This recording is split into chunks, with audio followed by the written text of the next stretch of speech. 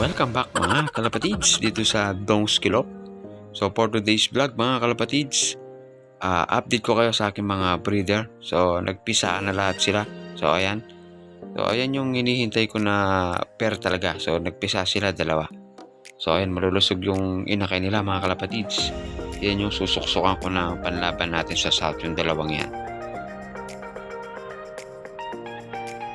Ito naman yung pangalawang pair natin mga kalapatids. Nagpisa din ng dalawa. So sila yung unang nagpisa talaga, yung pares na yan. So pangatlo, ayan sila mga kalapatids. Yung dalawang kalapati naman na yan. Ayan yung pares na yan. So ayan, dalawa rin yung inakay nila ngayon. Ayan mga kalapatids, kung napapansin nyo nga, tahimik sa background ko kasi nga nag voice over nga lang ako mga kalapatids. Kasi sobrang ingay ng mga kuliglig dito sa amin, kaya isa lang yung napisa. Hayop ka talaga! Okay mga kalapatids, ito pa yung huli nating salang na breeder. So magkapares na yan, yung off color tsaka yung kulay blue bar natin na yan. So nagpisa na rin sila, bali dalawa rin yung napisa. So ayan, yung isa dyan, susuksukan ko ng panlaban natin sa South. Tapos yung isa naman mga kalapatids, susuksukan ko ng commercial ring. So ayan, goods naman yung mga naging inakay nila. Ito pa yung mga iba kong alaga mga kalapatids.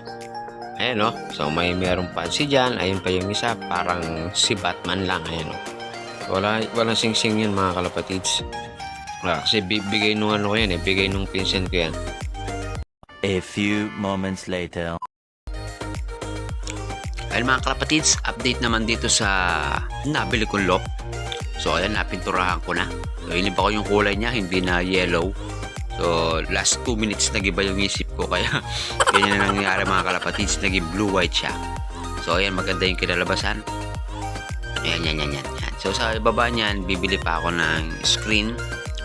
Tapos lalagyan ko na rin ng mga beeperts. Tapos yung yero, okay na, isasalpak na lang.